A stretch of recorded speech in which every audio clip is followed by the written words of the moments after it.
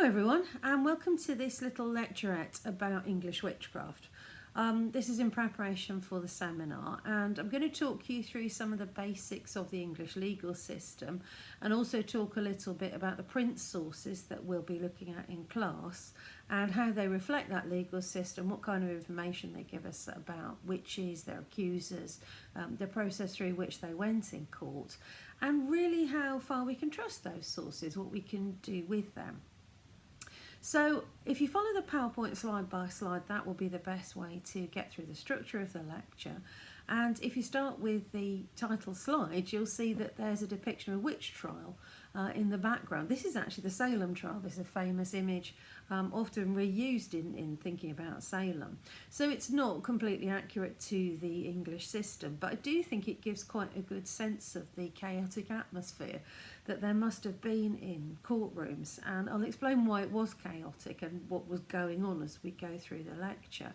But think about this as the kind of system that we're looking at, the kind of feeling that suspects would have had when they were accused in court. Think about the amount of noise, think about the confusion you see here, think about the accused coming forward to point fingers and to cry out against the accused. So think about these things as important factors in what a witch trial might have been like in early modern England. If you go to the next slide, you can see how the process starts. So when a suspect was accused in England, they were apprehended, which means arrested, and they were questioned by a justice of the peace. We still have justices of the peace now, basically we call them magistrates, but they are JPs and they hear minor offences. Now in Elizabethan England, which is the focus of our class, we're looking at two news pamphlets from Elizabethan England. Justices of the peace would hear all sorts of things, including felonies or capital crimes, crimes for which you could be executed.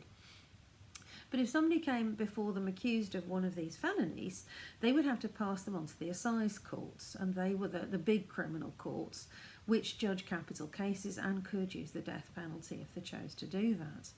So a JP is a kind of gatekeeper to the legal system. He, and of course he is always a he, hears the initial evidence, decides whether the case should go forward, and he compiles with his clerk the evidence that will go to the assize court. So what kind of sources were produced by JPs and their clerks?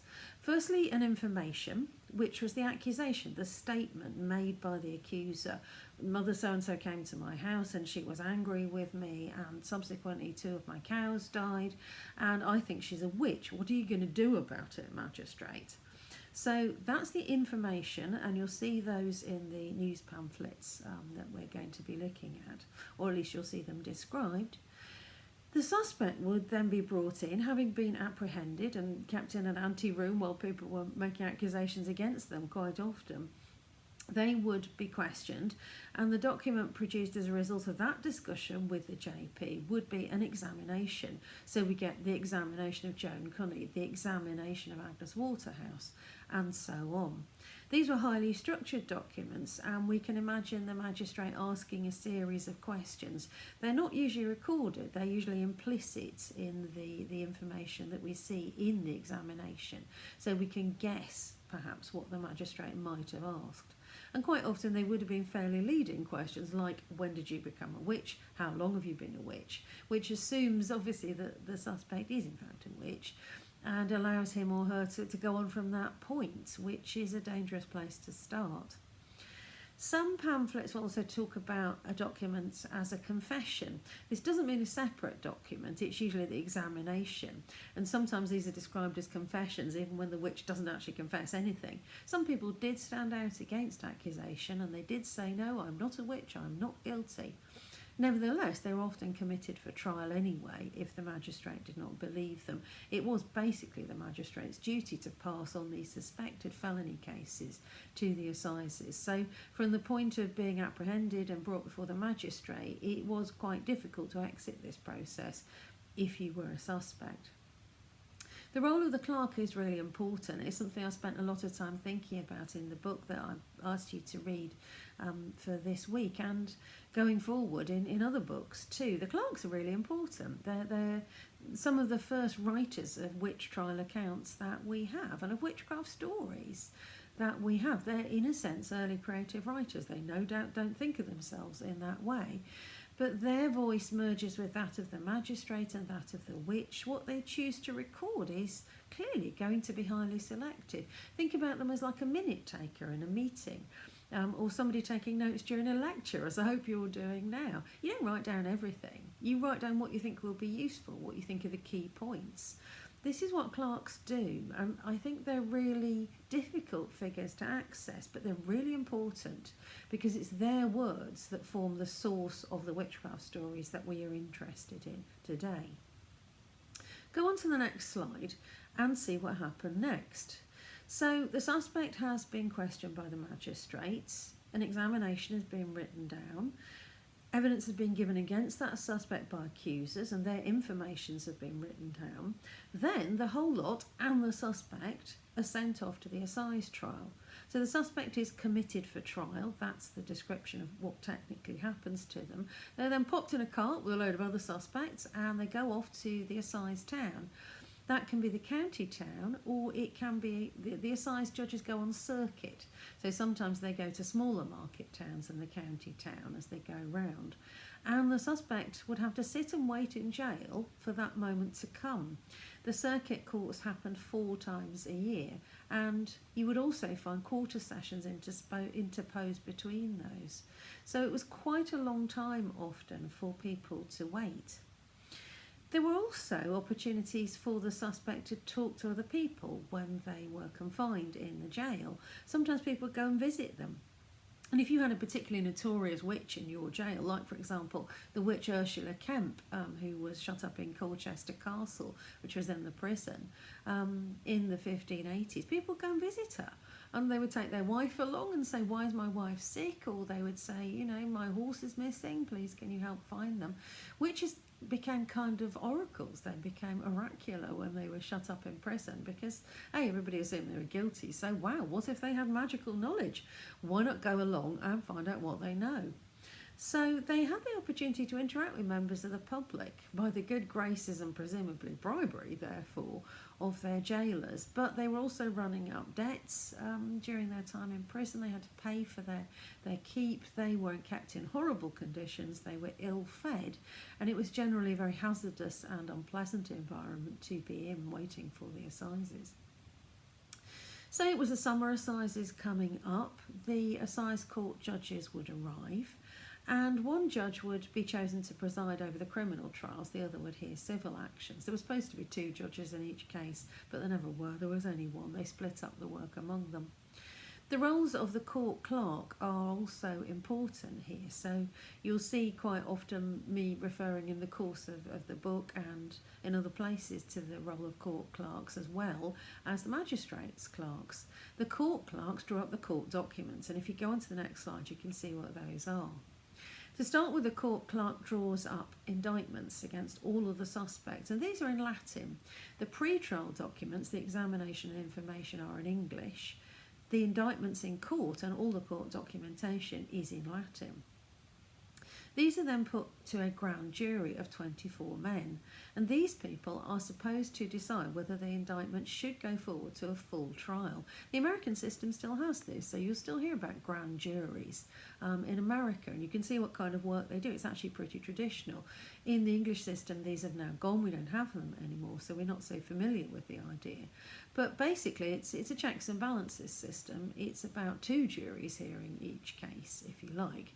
The grand jury doesn't meet the suspect, they don't meet the witnesses, the accusers. But what they do is look at the documents and see if they've been drawn up properly. So they might ask things like, is the date right?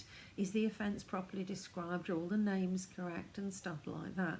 They didn't have legal training. They weren't people who were particularly expert in legal matters, so quite often an indictment would get through the grand jury that wasn't really sufficient.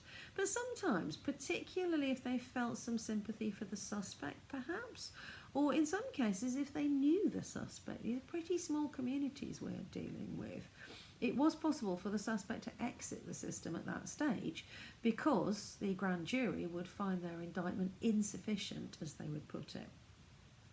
And they could go home at that point, which was great. However, if they found the indictment billa vera, a true bill, then the case would go forward to the next stage of trial, and that was the petty jury. This is the system that we're now familiar with, the 12 good men and true, as they're usually described, who then hear the case and make a judgment on it with the judge presiding over it. Think about what I said at the beginning of the lecture about how difficult the court environment is for a suspect. They've been through all of this legal stuff. They're probably terrified. They may very well know that they're essentially on trial for their life. And there's all this stuff going on they don't really understand. There are people sitting in judgments on them in a variety of different settings. They're not really sure how this all works. And meantime, they're being held in crowded and unpleasant conditions with lots of other people. They cannot go free. They are a long way from home. They've been taken away from their families and other support mechanisms that they might have had. They're missing their children and their relatives. They are miserable, and their court hearing is coming up, and they'll be brought out into a crowded courtroom where people may shout and jeer at them, possibly even throw things, certainly be gossiping about them, pushing and shoving to get a better look at them. And they'll be hauled up in front of this powerful man, the judge, and the 12 men of the jury who'll be staring accusingly at them, waiting to hear what they have to say for themselves. And they'll be asked effectively to plead for their life. And this is a hideous thing. I think it's always important to remember the human dimension to these stories. Yeah, they're historical sources, but we are dealing with the lives of real people here. Let's go on to the next slide and look at one of the documents. This one is the indictment of a woman called Ellen Smith, who was indeed executed for witchcraft in 1579. You can see that it's in Latin. It is hard to read. It's in secretary hand. You can learn to read this. It's hard. It will take a while, but go and do it if you want to, and you can, because it just opens up this wonderful window on the early modern world. If you look at the bottom, so you can see the Latin text describing, Ellen did this on this date to this person. But if you look at the bottom, you can see there is a string of short words. These are the Latin abbreviations that record what happened in her trial. So if we go on to the next slide, you can see what those little words mean. The trials took only about 15 to 20 minutes, so those little notations are very short because they reflect quite a brief process. Again, what a hideous thing. You have 15 minutes to prove that you shouldn't be hanged. Off you go. Hideous thing. The case, if it was thought to be important, could take a little longer. We do have some evidence that some of them took several hours if it was a particularly notorious and important trial. But in the ones that we're looking at, I don't think that they would have been that much longer. There's always a big backlog of cases. The judges have to get through those cases in 3 or 4 days. They are on a circuit. They are going around judging other courts across the county. They need to get on with this stuff. So they cannot spend too much time thinking about individual suspects. Hence the short notations at the end of the indictment. Bam, bam, bam, like a rubber stamp, and then off we go. The annotations record at the start of that little row of words on the previous slide, we get posse, which means ponency. The accused put themselves on the country. They put their case to the country, to their countrymen, to their fellow citizens to be judged. And this is the moment when they enter a plea. They put themselves on the country by entering a plea of guilty or not guilty. Those who pleaded guilty were not tried. So this saved the court some time. And if somebody pleaded guilty in order to end this hideous experience, how could they possibly be blamed? However, that would mean that they had convicted themselves, were now guilty, and would be punished accordingly. If you pleaded not guilty, your examinations and the informations of accusers against you were certified to the court, were presented formally to the court by JPs, and they would usually be read out. So you would get to hear the evidence against you. It was read out in English so that you could understand it. And you would hear what people had said against you, and then you would hear your own words recorded accurately or not in the examination. And you'd have to deal with whatever you'd said to the magistrate all those months ago in the pre-trial examination. Most people probably just agreed with what was said. They would be asked, is this a true record of what you said? And they would say, yes, sir. Because what else could they say? Would they then say, no, actually I was lying, or that was a mistake, I didn't mean to say that? That doesn't put the suspect in a very good position, does it? And if what they've done as a strategy is decide to confess right at the start, because hopefully the big man, the magistrate, will let them off and they can go home, they're now stuck with this story. This is a horrible thing also. The indictment is translated from the Latin and read out to them so they know what they're accused of and they can think about that. But there's not a huge amount that they can do about it at this stage other than say, I didn't do it. The indicted suspects are sometimes, in the cases of witchcraft, I think almost certainly questioned by the judge. Indicted suspects and accusers are sometimes brought face to face with each other, and the accusers are sometimes questioned.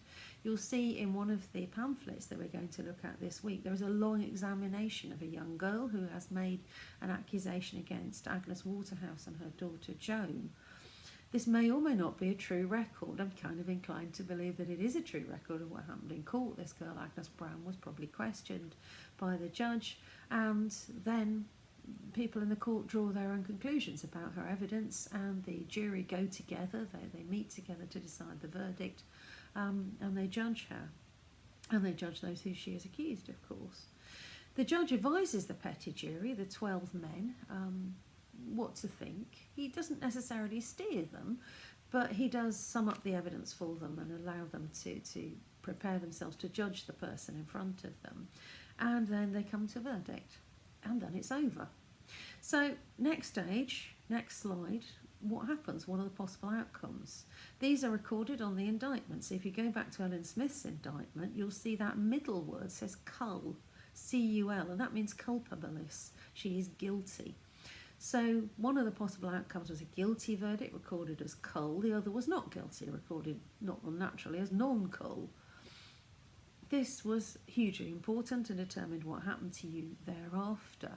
If you were being tried as the witches that we're looking at this week, between the period 1563 to 1604, the period between the Elizabethan and the Jacobean Witchcraft Acts, if you were found guilty of a lesser offence as a first offence, you'd be returned to the jail for a year's imprisonment and 4 appearances in the pillory, which was not such a bad thing. This was quite a lenient act. Actually, prison sentences are relatively rare in early modern England. So accused witches who were found guilty of a lesser offence were being given opportunity, a second chance to reform. However, the jails, as we know, were not healthy places to be, and I'll come back to that in a minute. If, however, you were found guilty between those years of causing serious harm, such as death to one of your victims, or if you were found guilty of a second offence, even if it wasn't such a serious one, you would be hanged. Remember, witches in England were hanged rather than burned. One of the popular myths is that they were burned, but this is not the case. In some cases there's some overlap with other kinds of crime, such as, for example, killing your husband, which is regarded as petty treason. Sometimes people are burned for those offences as part of witchcraft crimes, but if you're only guilty of witchcraft and you were judged guilty of a serious witchcraft offence, you would be hanged rather than burned. And that's important. It's often a way of telling who knows what they're talking about and who doesn't. If they say witches in England were habitually burned, they don't know what they're on about. If you were unlucky enough to come before the courts after 1604 accused of witchcraft offence and you were found guilty, you would very likely be hanged. There was no lesser penalty as a year's imprisonment was under the 1563 Act. It was possible under both of those acts to plead pregnancy if you were female and you thought that you actually were pregnant, or you could make a decent case that you might be pregnant. This would stave off your execution for a while. Sometimes women got forgotten about in the system and did manage to survive as a result of having a child in prison and then subsequently managing somehow to find their freedom, perhaps by a general pardon, as happened to some of the witches that I've looked at in previous years, and you'll see in some of my books. But quite often people just died in jail, or they were taken out and hanged after they had given birth to the child, which is again a hideous thing. Even if you were acquitted, you still had to pay jail fees. So you might very well end up spending months in jail after your trial whilst your relative tried to scrape together the money to get you out again. And because the jails were unhealthy, a lot of people died in jail of jail fever and assaulted nasty complaints, usually typhoid, that kind of thing, you know, coming from cramped conditions, poor sanitation, and so on. Waterborne diseases are very common, and you might just die there even if you were found not guilty. And as I say, some people later on were released many years later. If they couldn't pay their jail fees, they managed not to die. They might be lucky enough to get out subsequently. So, for example, Alice Newman, a witch who is imprisoned in 1582 after she's convicted, she's released in 1588. There's a general pardon at the time of the Spanish Armada, you know, time of national celebration. Let's be nice to people. Let's let out some people who've done their time and paid their debt to society. Alice Newman's let out 6 years after she was put into jail and prison. She goes home. Not possibly a very good homecoming. I mean, what would be left after all that time, and what would your fellow villagers think of you? But she does get out. So those are the outcomes. Those are the things to look out for when you look at an indictment. And the final entry on the indictment is also important. In this case, in Elaine Smith's case, it records the word carnal, which means that the witch has no chattel. She is deemed to have nothing which can be confiscated by the state. The possessions and property of convicted felons was due to the state, was due to the crown. But because most of the people that we're dealing with are poor people, and usually women in these cases, they were deemed not to have anything worth confiscating, which I think tells you a lot about the shape and outcome of their lives. On the final slide, there's some further reading if you want to know more about English witchcraft cases, and I recommend that you have a look at this.